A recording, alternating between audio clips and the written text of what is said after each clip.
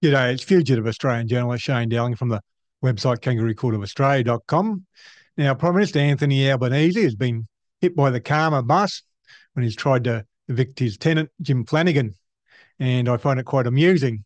And it's very educational as well, because Jim Flanagan has managed to get national media coverage on an issue that really isn't an issue.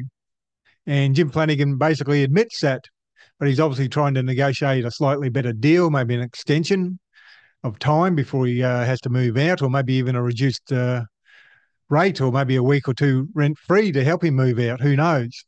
Now, if you're new to the story, I'll read you out a bit of an article that the ABC wrote on Thursday, the 16th of May, 2024. And the article is titled, Prime Minister Anthony Albanese's tenant says he was blindsided by eviction notice from nation's leader. Sydney man Jim Flanagan says he has lived in Mr Albanese's Dulwich Hill property for 4 years, but received a termination letter last week saying the property could soon be sold. Speaking on ABC Radio Melbourne, Mr Flanagan accepted his landlord, Mr Albanese, had the right to do as he pleased, but questioned whether Mr Albanese had considered his position. He said he was not seeking to ambush the Prime Minister, but had privately sought clarification after receiving the termination letter and not receiving a response.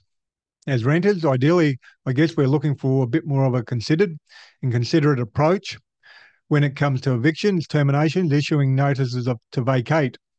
I guess I was just a little surprised I wasn't afforded that. It seems a little bit misaligned with the messaging Labor has been putting out about recognising how difficult it is as a renter.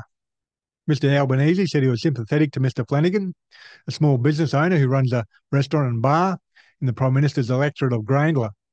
But he added, why he responded this way is a matter for him. So that's the Prime Minister, Anthony Albanese, saying why he responded in this way is a matter for him. He's implying there's something vindictive about the way Jim Flanagan has gone to the media. Prime Minister Anthony Albanese knows exactly what Jim Flanagan's doing. He's using the media to negotiate a better position for himself. And that's what politicians do all the time. So that's why Albanese knows exactly what Flanagan's up to. Politicians attack other political parties all the time. They attack people in their own party via the media to negotiate better positions or negate those other people, their arguments, their viewpoints. And Albo did it just the other day. There's a Labor Party senator who's supporting Palestine, has accused Israel of genocide, and Albo's used the media to attack her. So when Albanese says why he responded in this way is a matter for him, well, he knows exactly why he's responding that way. He's just trying to negotiate a better position. He couldn't care less about Albanese. Same way Albanese, say, for example, Julian Assange. Albanese will say in Parliament, oh, look, I don't agree with what Assange did, but enough is enough. So he's given him a backhand to start off, Assange. I don't agree with what he said. He's telling the Americans, yeah, he did the right thing by having him locked up for, in effect, 10 years and also bugging the consulate. The CIA bugged the consulate to try and find out what Assange was up to and bugging his meetings with legal people, illegally bugging him. That's all good, Albanese is saying to the American government. But then he's saying, oh, enough is enough. So he's having a bite each way. And that's what Jim Flanagan does. He says, look, Albanese is entitled to evict people. It turns out he's getting a very good rental rate, and that's fine. But hey, we're in a rental crisis at the moment. He's evicting me. I thought I would have been a bit more considerate. So he's given him a backhand, and he's getting national media coverage. A lot of those headlines are very negative. I'll read you out another headline. Landlord brain. Greens take aim at Anthony Albanese over tenant eviction.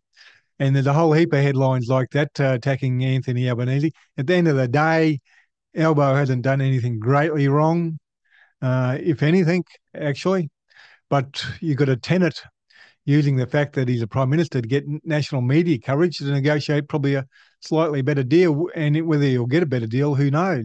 The most he could probably get is an extra week or two staying there, or maybe even a week or two free rent to help him move out. Who knows? But he's not going to get much. And even though he won't get much, Jim Flanagan, he's more than happy to dump on the Prime Minister. And, well, politicians do that all the time, so it's karma. Prime Minister Anthony Albanese has been hit by the karma bus on this one, and we probably won't hear much more of it from now, but except the fact that Anthony Albanese has copped a few bad headlines, and when a government's only in power by 3 seats, that can add up and can be very, very costly. But what we learned from Jim Flanagan is one man, if he's on a mission, can have a lot of influence.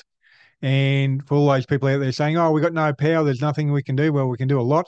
Anyhow, Kangaroo Court of Australia is independent media. I publish a website and a YouTube channel, and I'm 100% crowdfunded from viewers like yourself. So please support my Patreon account. Currently have 419 supporters donating $2,363 a month, and I need to almost double that to become financially viable. And you can donate any amount, $3, $5, $10, $15, $20, $30, $40, $50 a month, whatever suits your budget. And the link for the Patreon account will be below this video on YouTube and also on my website. And please share this video on social media, and also please hit the like and subscribe button. Other than that, thank you for your time and have a good day.